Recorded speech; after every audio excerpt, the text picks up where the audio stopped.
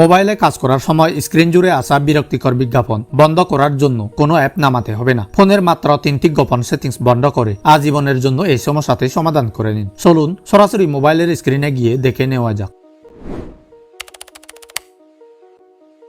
Step 1, delete advertising ID. Google advertising ID delete করা।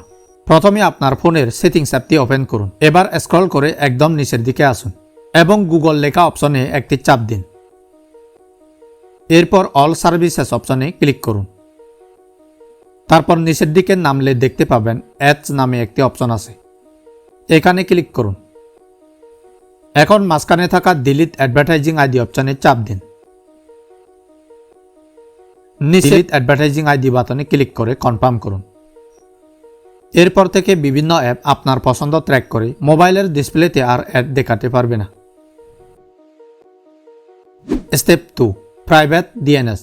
এরপর দ্বিতীয় স্টেপের জন্য আবার ফোনের মূল সেটিংস পেজে চলে আসুন। এবার একদম উপরে সার্চ বারে টাইপ করুন প্রাইভেট ডিএনএস। এরকম প্রাইভেট ডিএনএস নামে একটি অপশন চলে আসবে, এটিতে চাপ দিন। এরপর এখানে 3টি অপশন দেখতে পাবেন, অফ, অটো এবং স্পেসিফাইড ডিএনএস। এখানে 3 নাম্বার অপশনটি চাপুন এবং ডিএনএস অ্যাড্রেস বারে টাইপ করুন dns.adguard.com। লেখা শেষ হলে সেভ বাটনে ক্লিক করে দিন। এই একটি সেটিংসে আপনার ফোনের বিভিন্ন অ্যাপ এবং গেমসের ভেতর থেকে বিরক্তিকর বিজ্ঞাপন আসা বন্ধ হয়ে যাবে। Step 3, browser popup ad. সবশেষে ইন্টারনেটে ব্রাউজ করার সময় আসা পপআপ অ্যাড বন্ধ করার জন্য আপনার মোবাইলের ক্রোম ব্রাউজারটি ওপেন করুন। উপরে ডান পাশে 3 ডট অপশনে ক্লিক করে চলে যান সেটিংস অপশনে।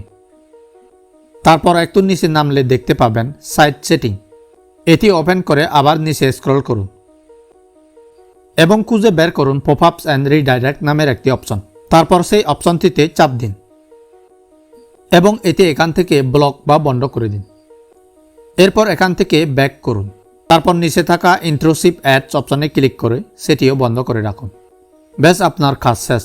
এখন থেকে আপনার ফোনে বাড়তি পপআপ বা ডিসপ্লেতে অ্যাড আসবে না। ভিডিওটি ভালো লাগলে একটি লাইক দিয়ে চ্যানেলটি সাবস্ক্রাইব করে রাখুন। ধন্যবাদ।